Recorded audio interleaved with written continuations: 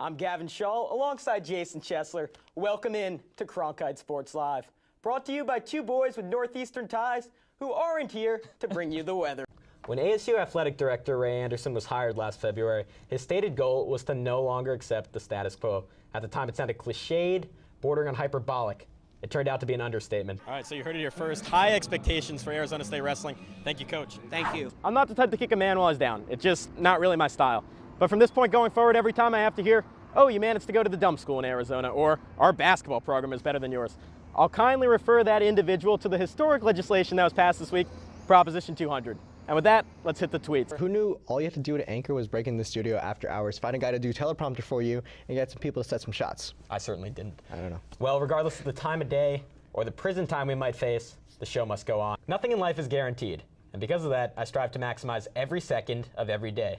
I've never understood the logic behind leaving your dessert for last. Why waste time with vegetables when you can get to that diabetes bomb of an ice cream sundae right now? On a similar train of thought, here's your Cronkite Sports Live top plays of the week. And let's roll number 2, that weird stick sport right here. Arizona State down by 1. That's a pocket pass. Zach Handy puts it away to tie up the game against San Diego State. But wait, still 15 seconds on the clock. Handy wins the faceoff, doing his best Marshawn Lynch impersonation. He doesn't care about defenders. He's fueled by Skittles. Taste the rainbow, Handy. It was polarizing on Twitter.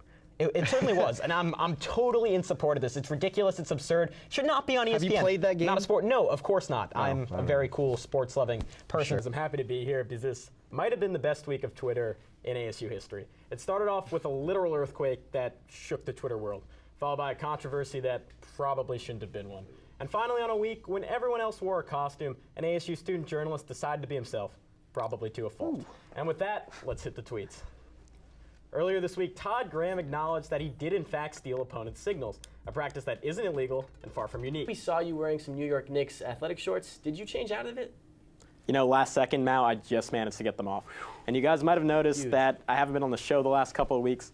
Well, last year, and this is tough to admit, I deflated some of the tweets. Look for Burke to ride an arsenal of low post moves, couple feathery jump hooks, and flat out hustle into another great performance. Drake always supports champions. So if you're fans with, if you got he also supports the Toronto Raptors. So. Finally, Anderson's pursuit of Bob Bowman, the most renowned swimming coach in the world, came off as the false exuberance of a man who didn't know his own limitations. And yet there was Bowman giving the forks up a week later.